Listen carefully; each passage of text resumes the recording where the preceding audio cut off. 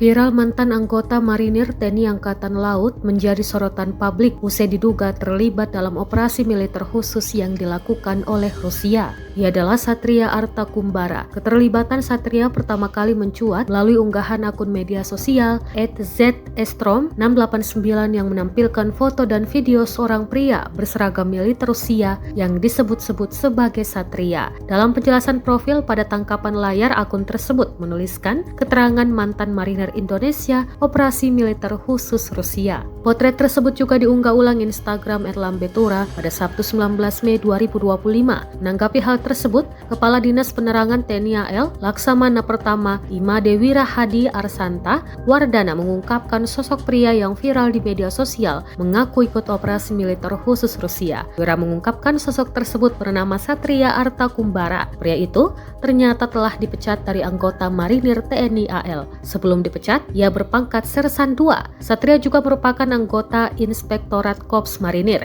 Kasus yang membuat Satria dipecat dari Dinas Keprajuritan, kata Wira, adalah desersi atau meninggalkan tugas atau jabatannya tanpa izin dengan tujuan untuk tidak kembali. Satria melakukan desersi sejak 13 Juni 2022 hingga saat ini.